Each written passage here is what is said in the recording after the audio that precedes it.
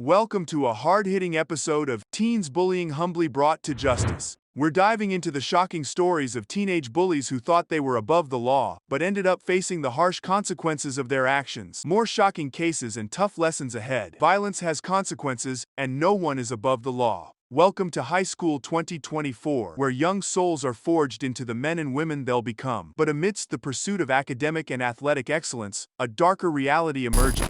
Suddenly we're thrust into a scene of chaos. Two teen girls, fists flying, abusive language spewing, as school deputies struggle to regain control. But one girl refuses to back down, her fury uncontainable. The situation teeters on the brink of collapse.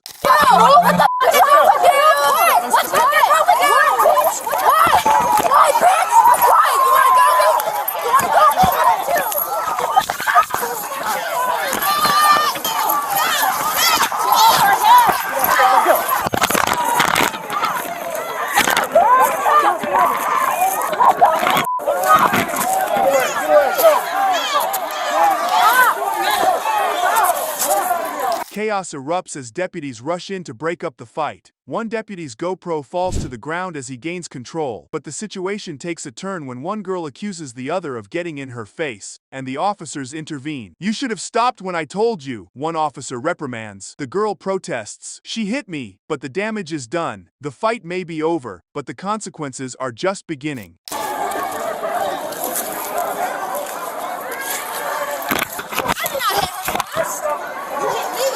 Her. When? What do you mean? I was only focused on him. No. You see, we come to break it up. You stop. Take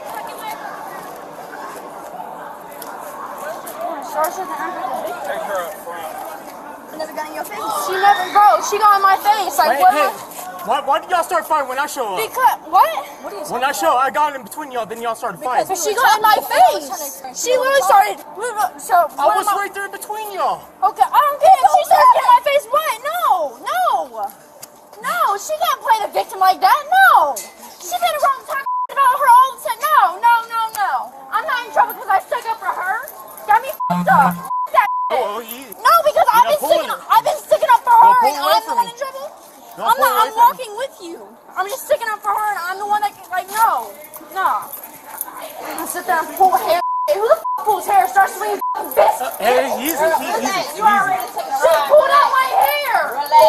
New perspectives emerge as the argument unfolds. "She hit me," one girl insists. The officer steps in. "Calm down. Let's go." But the girl refuses to back down. "I didn't start it." The debate rages on, with both girls pointing fingers, their voices raised in anger. The officer struggles to keep the peace, but the situation spirals out of control.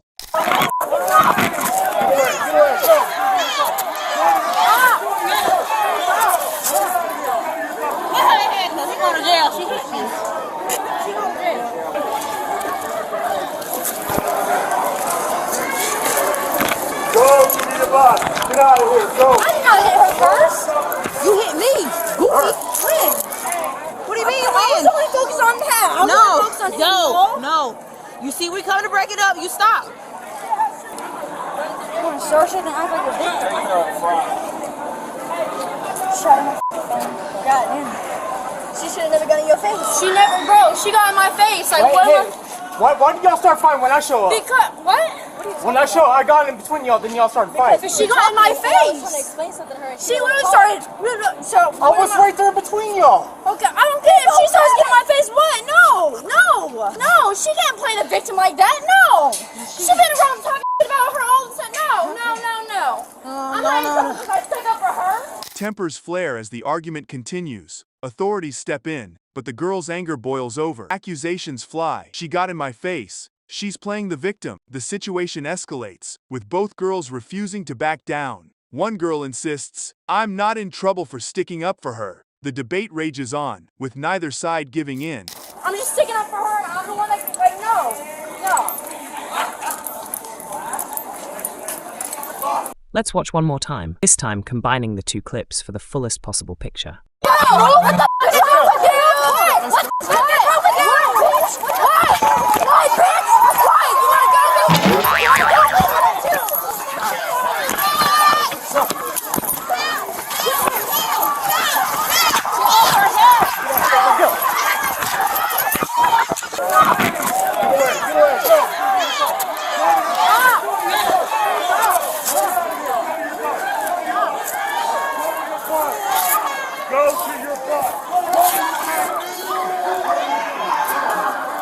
Get out of here.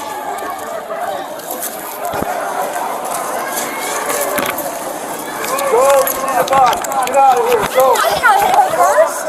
You hit me. Her. When? What do you mean? I was only focused on him. I was only focused on him.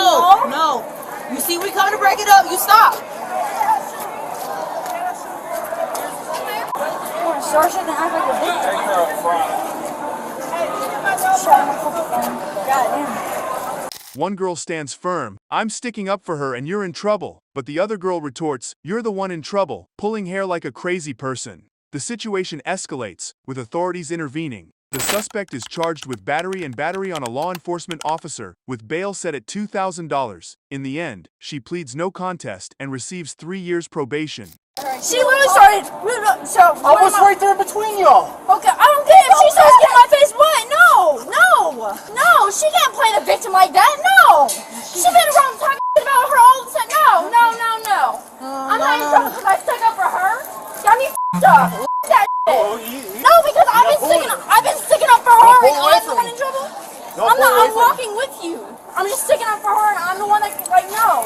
I'm gonna sit there and pull hair. Who the f*** pulls hair? Starts with you bitch. Girl, relax. You're already taking a ride. Pull out my hair. Relax. The suspect was charged both with battery and with battery on a law enforcement officer. Bail was set at $1,000 per charge, for a total of $2,000. She pled no contest to the charges and was given 3 years probation, with adjudication withheld. 14-year-old Carly Gregg admits to killing her mother and shooting her stepfather, but claims insanity. Despite this, evidence suggests a guilty verdict is likely. Let's examine the case and who's supporting Carly as her trial approaches. A 14-year-old girl is set to go on trial this month for the murder of her mother and shooting of her stepfather. Carly Gregg admits that she pulled the trigger, but she says she was insane when she did it. Based on the facts, the evidence, and even the state's expert witness evaluation, that is strongly how we anticipate the jury verdict coming out. I lay out the case against Carly Gregg and who's supporting her ahead of her trial. While peers navigate school schedules, 14-year-old Carly Gregg faces a murder trial. She admits to shooting her mother, Ashley Smiley, but claims insanity, citing severe mental health issues that obscured her judgment. As the trial approaches, Carly's fate hangs in the balance. She is preparing for her upcoming murder trial. Carly admits that she shot and killed her mother, Ashley Smiley, last March at their home in Rankin County, Mississippi. But she's saying she was insane at the time, meaning that her mental health was so bad that she didn't appreciate what she was doing was wrong. Detective recounts events of March 19th, when Carly Gregg and her mom Ashley arrived home. Argument ensues after Ashley enters Carly's bedroom, leading Carly to retrieve something from outside. Gunshot and screams heard, followed by 2 more shots. At some point, Ashley goes into Carly's bedroom. Carly goes outside with the dogs. Eventually, Carly comes back in after Ashley's taken some items out of Carly's room. Carly walks back in and notices her mother is in the bedroom, and then proceeds to walk in the direction where Ashley and Heath's bedroom is. You see her come back into view of the camera. She has her hands concealed behind her back, out of view of the camera. She looks into the kitchen and then proceeds to walk into her bedroom, and then you hear a gunshot, a scream, followed by 2 more gunshots. Ashley Smiley was shot 3 times, including 2 headshots, by her daughter Carly. After the shooting, invited a friend, Brooke, over to the house, showing her Ashley's body and the gun used. Brooke recounted that Carly said she had 3 shots for her mom and 3 more for her stepfather, Heath, who was also shot but survived. She essentially said that she was invited over to the residence by Carly, was unsure of what for. She had walked in. Carly asked her if she had ever seen a dead body before. She said no. Proceeded to show her deceased mother that was in the bedroom. Showed the gun that she used to shoot her mom. Told Brooke that she had 3 shots for her mom, and then she's got 3 more for her stepdad, 2 to the head, 1 to the chest.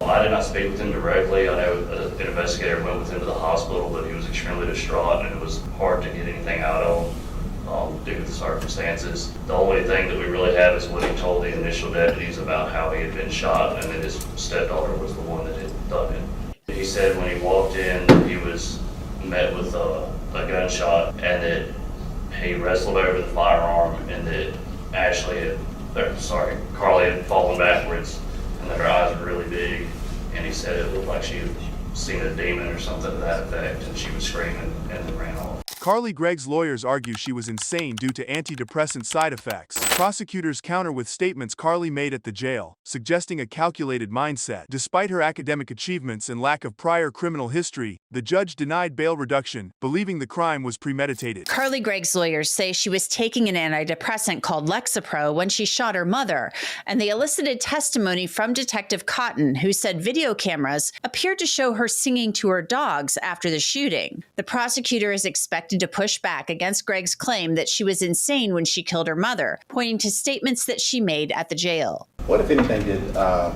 defendant tell, I believe it was Jordan at the jail? When she was provided with her paperwork to show her bond, she made a statement to the effect of, oh, you can kill somebody and pay a lot of money and get out of jail. Carly is 14 years old, has no prior criminal history, and prior to the incident on March 19th, no prior history of violence whatsoever. In fact, Carly Gregg's attorneys have said that her family is actually standing by her, including the stepfather that she shot. Gregg's lawyer says that she skipped a grade and had been Student of the Month and also Student of the Year. Nonetheless, the judge denied her request to reduce her bail, believing that the crime was premeditated. Carly Gregg's attorney explains why she rejected the plea offer, trusting the jury instead. The insanity defense is anticipated based on evidence and expert evaluations. The trial starts September 16th. But the question remains, why did Carly shoot her mother and stepfather? Carly, of her own free will and decision, decided that she trusts the Rankin County jurors more than she trusts a 40-year plea offer by the state. Todd also discussed the insanity defense. Based on the facts, the evidence, and even the state's expert witness evaluation, that is strongly how we anticipate the jury verdict coming out. But the question that everyone wants to know is why? Why did Carly Gregg shoot and kill her mother and shoot her stepfather? Jimi Hendrix, owner of Jackson Jambalaya, discusses the shocking Carly Gregg case. Despite admitting to shooting her mother and stepfather, Carly pleads insanity, claiming she didn't know right from wrong. This case defies typical juvenile murder profiles, as Carly is a highly intelligent and affluent individual, scoring a 30 on the ACT at just 13 or 14 years old. That is absolutely correct. This case has shocked the community. It shocked everybody. I mean, Rankin County, where this murder happened, is right next door to Jackson, Mississippi, which for 2 of the last 3 years has had the highest murder rate in the country. So, and unfortunately, we've had many murders involving juveniles over there, but usually you see the same pathologies: low education, single parent home, poverty. I mean, there's a certain profile they tend to fit. Over here, she's living in a suburb in a nice home, mother and stepfather. She's a very smart kid, 30 on the ACT, skipped 4th grade. I mean, this kid is 13 or 14, scoring a 30 on the ACT. She's obviously very smart. Carly Gregg, a 14-year-old girl, is being held in adult jail since the shooting, but in isolation due to federal regulations. Despite being certified to be tried as an adult, she's separated from adult prisoners. The jail policy also keeps her apart from regular juveniles to prevent exposure to violent offenders, a decision law enforcement has explained as necessary to protect other young inmates. She's in the adult jail because under Mississippi law, she's been certified to be tried as an adult. Sure. But she is in the adult jail, but she's basically in isolation. The other problem is why they don't put them with, say, the regular juveniles, because they have a policy. They don't want, say, unfortunately, teens arrested for homicides, for carjacking, really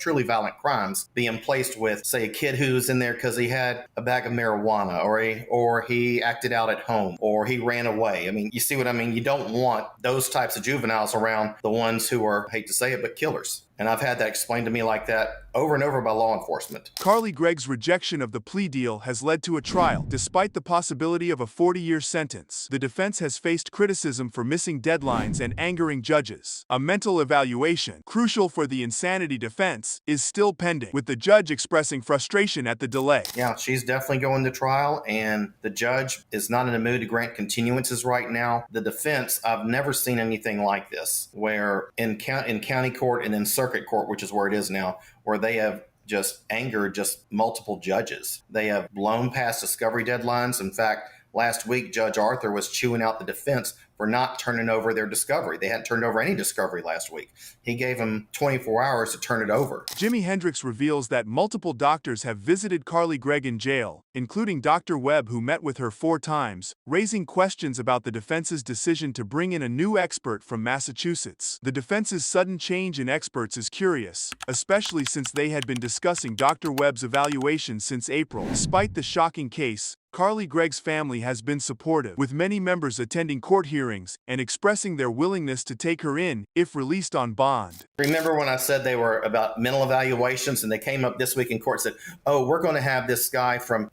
Massachusetts do it. I guess he did it Wednesday or Thursday. And it's going to be, I guess, through a Zoom or something online. Well, I checked with my sources in the Rankin County Sheriff's Office. One of their experts, Dr. Webb, he has visited the jail 4 times to meet with Carly Gregg. And there have been 2 other visits by other medical professionals to talk with Carly Gregg. So my question is, were they not getting a report they liked, or why did they veer away from this guy who they've been talking about using since April? And then all of a sudden they're coming in and using somebody from across the country. It's curious. Is anybody supporting Carly Gregg? Does anybody show up for court for her? For her family, in fact, at her preliminary hearing, Judge Morrow, and one half of the courtroom was packed with family members. And I got a picture of it on one of my posts. They all raised their hands, every one of them. So family, from what I understand, has been very supportive of her. The stepfather, they say he's standing by her, and that when he confronted her when he was shot, she had this weird look on her face. It's like he didn't even recognize her. But yeah, family is standing up by her. Police in Norman, Oklahoma, detained Matthew Austin, alleging he was en route to carry out a plan to murder his ex-girlfriend and her mother. Officers ensure Austin is unarmed and begin to piece together the circumstances surrounding the alleged plot. Austin faces charges in a separate case, the details of which will be explained shortly. All right, I just want to pat you down, make sure you don't have any weapons on you, okay? Police officers in Norman, Oklahoma stop a man they say was on his way to carry out a plan to murder his ex-girlfriend and her mom. I just don't get how this works. We'll explain it all to you. Just hang tight for a minute, okay, so we can figure out what's going on. I'll tell you all about the allegations made against Matthew Austin and about the charge he faces in a totally separate case. Matthew Austin is being held in jail in Norman, Oklahoma, facing charges including 2 counts of planning to cause death and 1 count of rape. On July 18th, police stopped Austin, who was walking down the street, after receiving a tip that he was planning to kill his ex-girlfriend and her mother. Austin's arrest followed a concerned caller's report that he had openly discussed his harmful intentions. Police stopped Austin on July 18th. He was walking down a street, and he didn't seem too happy about being stopped. Police say they stopped him after receiving a call from someone who said that Austin was actually talking about killing his ex-girlfriend and her mother, and he had plans to do it. Body camera footage shows Matthew Austin's interaction with police, who stopped him while he was walking near his ex-girlfriend's house. Austin is cooperative during the pat-down, but becomes slightly agitated when handcuffed. Police ask Austin about a knife, which becomes a relevant detail later, and also find a lighter on him. I'll tell you more on what police say Austin was planning in just a moment, but first, here's a look at the body camera footage. It's Austin, right? Yeah. All right, I just want to pat you down, make sure you don't have any weapons on you, okay? Where am I going? You're not under arrest right now. He said he's just going to pat you down. Yeah, I know. I'm getting put in handcuffs, right? For now, yes. How? Well, at least you're going to be in handcuffs for now.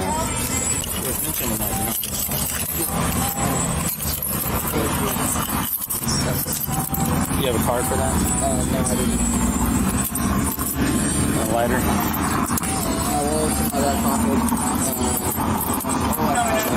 Witness reports Matthew Austin's plans to harm ex-girlfriend and her mom. Austin buys disguise items, asks about getting a real gun. Witness tips off police, leading to Austin's street encounter. The witness called police, leading to the encounter with officers on the street. Is there music playing on your phone? Signal 90, 629. Just a contact RP, possibly 29. Advise you out of the house. And I don't understand how I can just get put in handcuffs by just an allegation. Is he double locked? Yes. I I just don't get how this works. We'll explain it all to you. Just hang tight for a minute, okay, so we can figure out what's going on. Matthew Austin admits to making threats against his ex-girlfriend and her mom while in police custody. Austin is also accused of raping a 14-year-old girl earlier that month, claiming he thought she was 19. The victim alleges Austin forced himself on her at her residence and told her to keep it a secret due to their ages. What's also really disturbing about this case, Matthew Austin is accused of raping a 14-year-old girl earlier that month after meeting her at church. Police in the neighboring jurisdiction of Moore wrote in an affidavit that the victim stated she was 14 years old to Matthew, who advised that he was 16 years old. The victim stated, according to the affidavit, that Matthew visited her residence and forced himself on her and raped her. The affidavit says Matthew advised everything would be fine and not to tell anyone due to their age, and it needed to be a secret. It continues. Norman Police Public Information Officer Sarah Shetler discusses the case with me, emphasizing the importance of tipsters coming forward. Shetler notes that even seemingly insignificant information can be crucial in preventing more severe crimes. In this case, a witness's report was instrumental in Austin's arrest and potentially preventing further harm. I spoke with Norman Police Public Information Officer Sarah Shetler about the case and these disturbing allegations. This is one of those cases where an individual coming forward with information, even if they don't think that it is important, or maybe they think that that individual is not being serious about that information, coming forward with that information is really essential and was essential to this case and potentially even preventing a larger crime. Matthew Austin's acquaintances reported concerns to police. Young people shared worries with trusted adults who contacted authorities. Investigation ongoing. Evidence suggests Austin considered harmful actions. Shetler talked about the importance of people around Matthew Austin calling in to report their concerns. And they did exactly what they should have done in this scenario. A lot of the individuals involved are somewhat young, so 18 years old.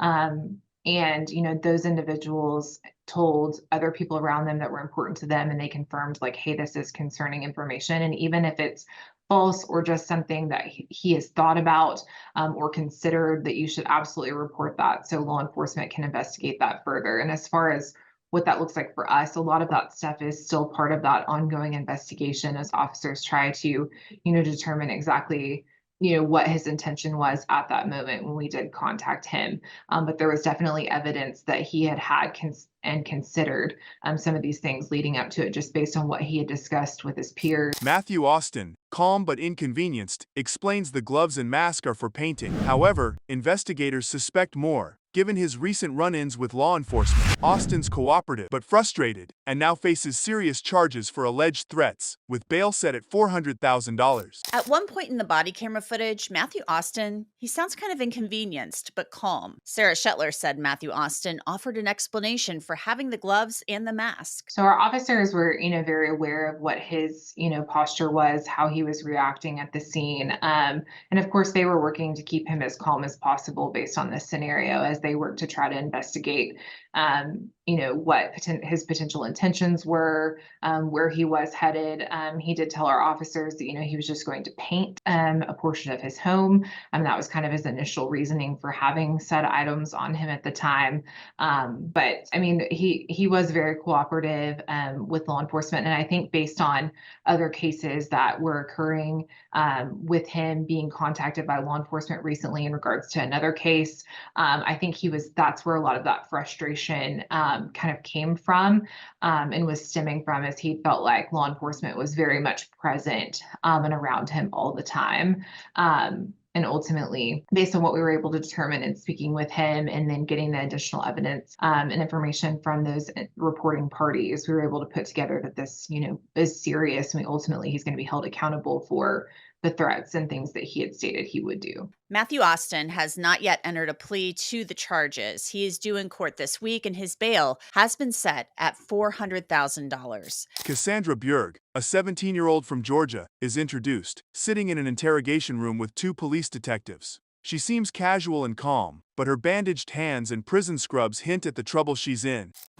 I actually hit her in the back of the head, right where your spine is. Because he was telling me, he was like, if you hit right there, like just one good hit, you can just knock the person out and then they'll be dead. And she was pretending to be dead for a while. I would see that she was still breathing and I'll be like, Johnny, she's still alive. What the heck? And then like Johnny finally like made the like last blow, and it was kind of creepy because she was like scared.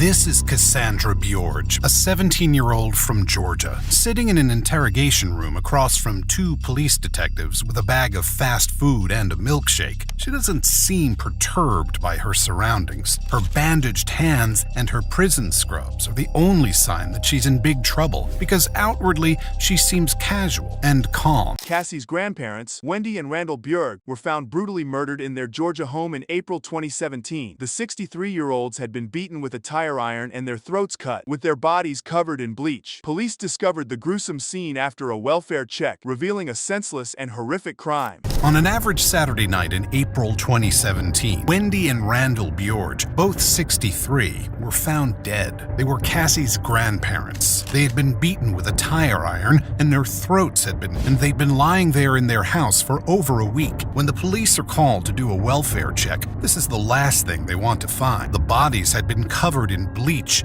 and the doors in the house were sealed with caulk. This was a half-hearted attempt at covering up a senseless crime. Cassie, born March 18, 2000, was living with her grandparents in Lawrenceville by 2017 after her family situation became too tumultuous. She had been homeschooled since 2015 when her stepdad's behavior became threatening and she got a restraining order against him. Cassie's mother lived in Duluth, but Cassie felt unsafe there due to her stepdad's actions. Cassie was born on March 18, 2000. In April 2017, she had just turned 17. She was the child of Wendy and Randall's daughter, Amanda, and the family had a tumultuous relationship. By 2017, she was being homeschooled and living with her grandparents in Lawrenceville. I stopped going to Duluth in 2015. Okay. Because that was around the time where like all this stuff was happening with my parents and stuff. And I started getting scared going to school because my stepdad would literally come on campus looking around the whole campus just to find me.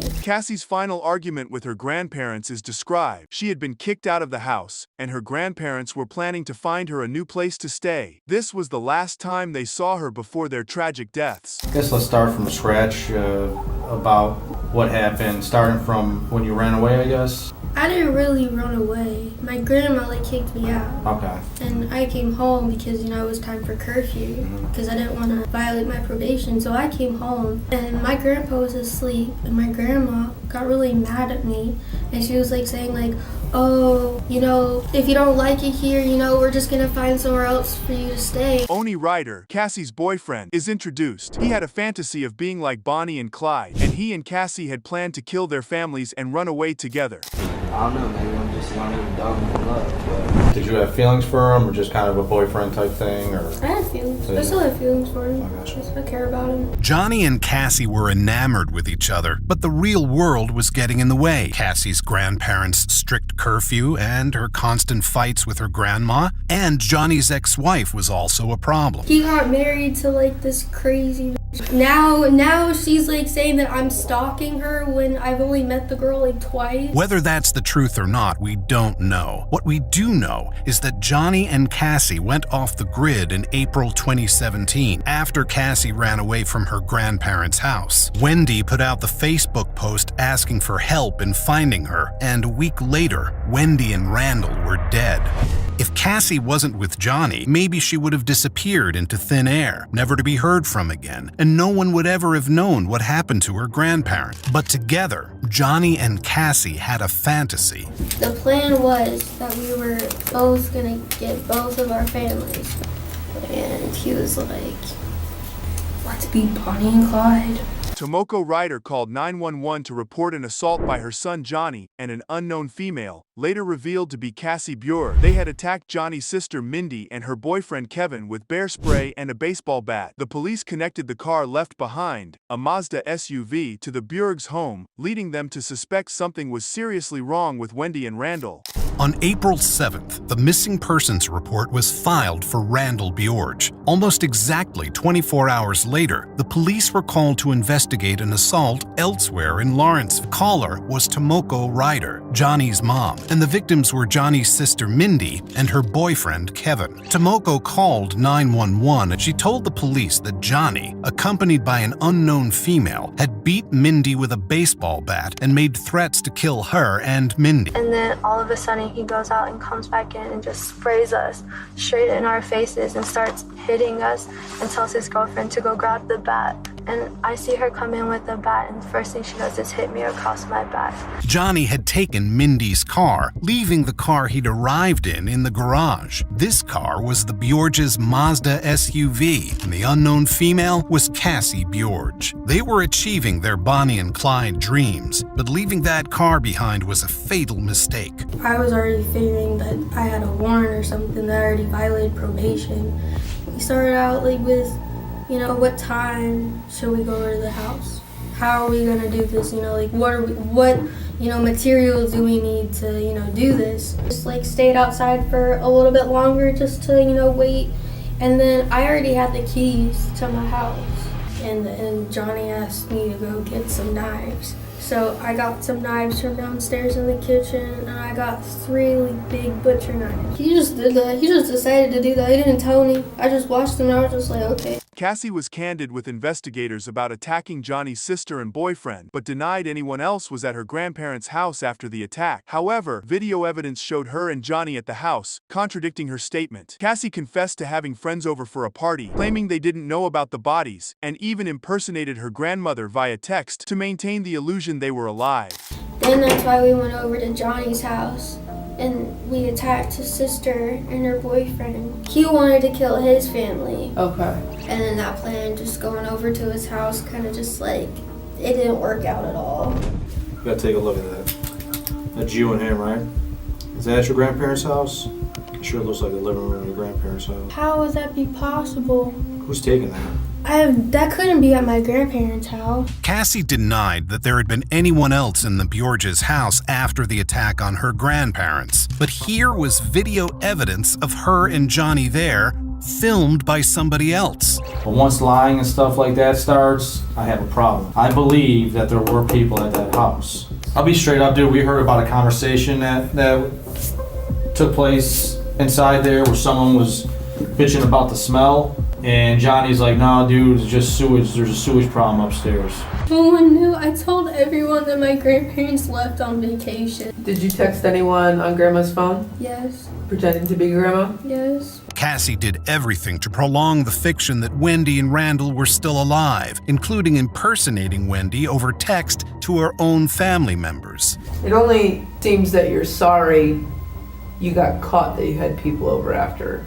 You don't seem to be sorry that you killed your grandparents. The aftermath of the murders is revealed. Cassie and Johnny both received life sentences for the murders, having pleaded guilty but blaming each other for inciting them to kill. The motives behind their actions remain unclear, leaving only a sense of tragedy and loss. In 2018, they both received life sentences for the murders. They had both pleaded guilty, though each blamed the other for inciting them to kill. Cassie, having been only 17 at the time of the murders, was not eligible for the death penalty. But if Johnny had not taken a plea deal, he might today be on death row.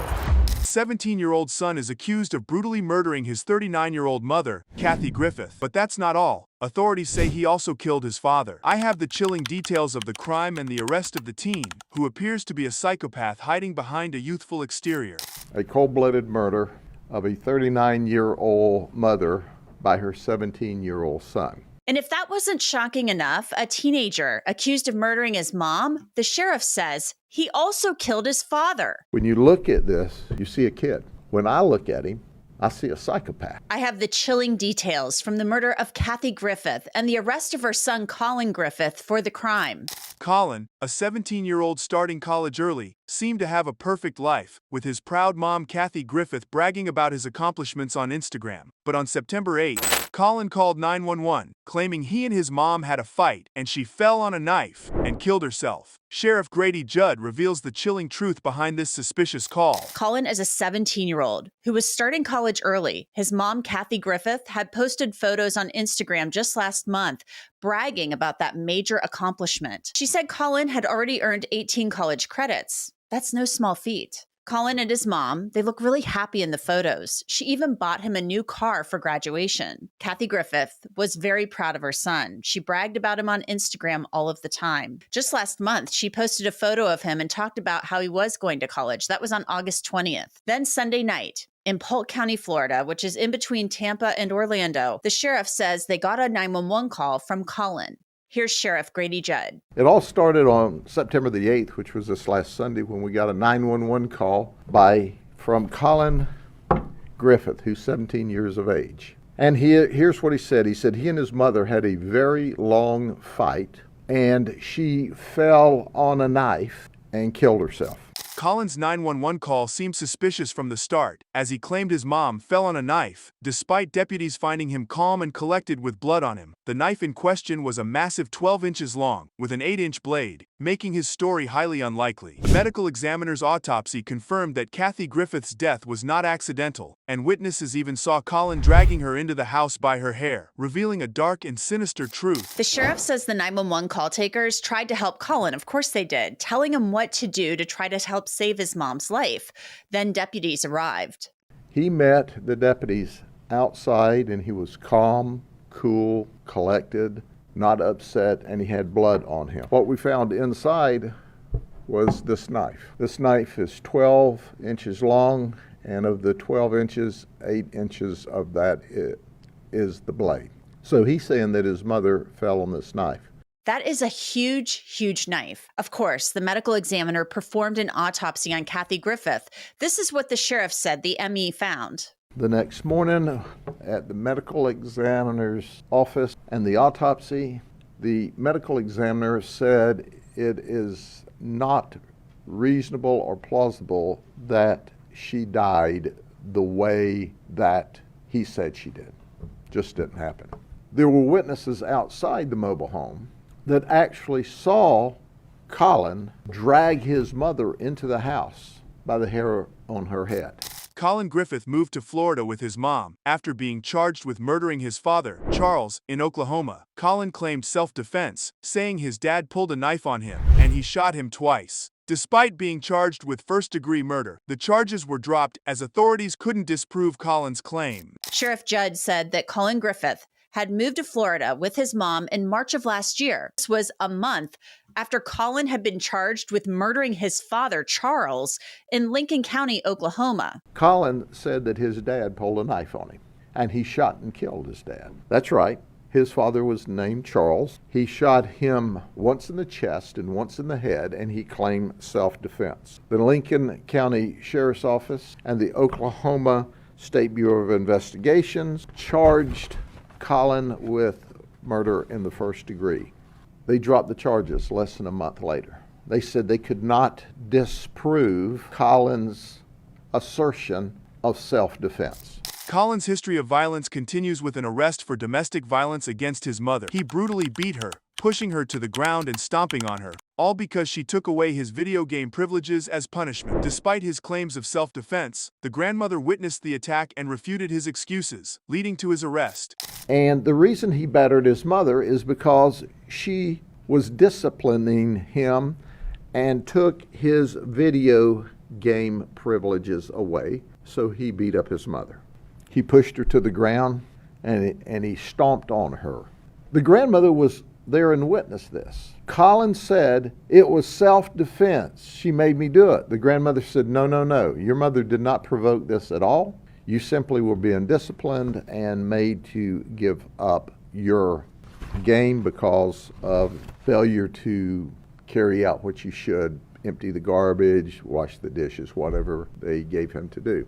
He claims self-defense when he stomped his mama, but he went to jail anyway. Colin fled to his grandma's house after an argument with his mom, Kathy Griffith. But on September 8th, Kathy arrived at the house, and the two got into another argument. Witnesses saw Colin drag Kathy into the house by her hair, and just 2 hours later, Colin called 911 with a shocking claim. Kathy had fallen on a knife and was bleeding from the neck. And Colin had an argument, and he took off for his grandma's house in Polk County. He flees from his mother's house again and comes up to his grandmother's house. Grandmother's not there. She's in the Keys. So then Mom lets the event calm down, and she tells her son, hey, you need to come home. And she asks him to come home and face his responsibility. Colin says, I'm not coming back home. That was September the 7th. So now we're to the fateful day on September 8th. Mom drives up here to Auburndale from Charlotte County. She arrives at 4 o'clock. At about 4:30, witnesses and neighbors see Colin and Mom arguing outside, and Colin grabs his mother by the hair and drags her into the house. Colin Griffith is charged with first-degree murder, kidnapping, and violating a no-contact order. When deputies arrived, Colin showed no remorse, instead citing his rights and requesting an attorney. Sheriff Judd describes Colin as violent, dangerous, and zero emotion, a chilling portrait of a calculating individual. Colin Griffith is charged with first-degree murder, kidnapping, and violation of a no-contact order. Sheriff Judd talked about what Colin Griffith said when deputies arrived at his grandmother's house following his 911 call.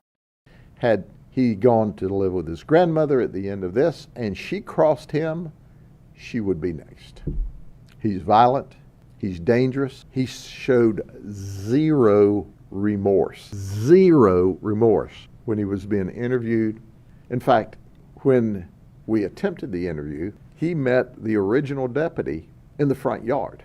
And he didn't say, Mom's in here, Mom's bleeding to death, Mom needs help. He looked the deputy in the eye and says, I know my rights, I want an attorney. Zero emotion about, hurry up, help Mom, she's bleeding, she's got a problem. He is a dangerous human being.